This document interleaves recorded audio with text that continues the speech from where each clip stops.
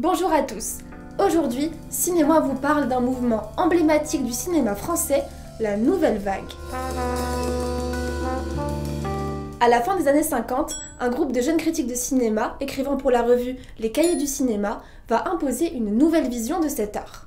Ces jeunes cinéphiles s'opposent à ce qu'ils appellent la qualité française, trop proche d'une écriture littéraire et d'un jeu théâtral.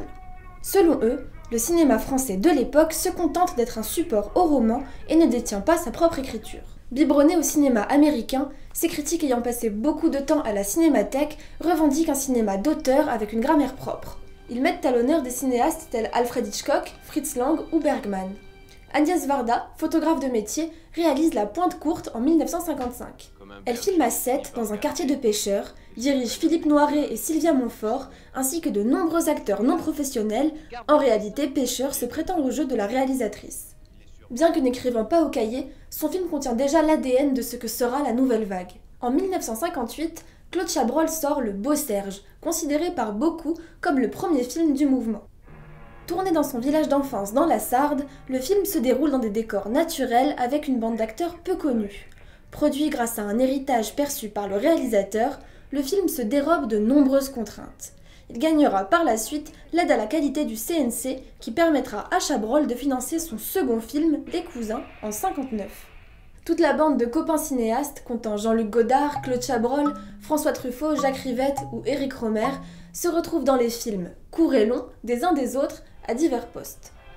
C'est ainsi que dans le premier court-métrage de Rivette, Le Coup du berger, on aperçoit en figurant Godard, Truffaut et Chabrol. Au Festival de Cannes de 1959, on sent le changement s'opérer.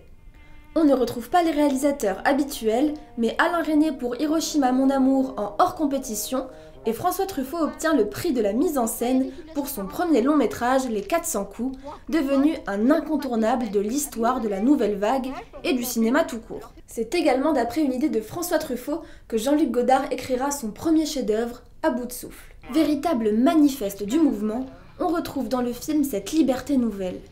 Jean-Luc Godard écrit ses dialogues pendant le tournage et souffle les répliques à ses comédiens pendant les prises. La Nouvelle Vague, c'est également une nouvelle génération d'acteurs iconiques qui marqueront le genre tout autant que les cinéastes qui les ont filmés.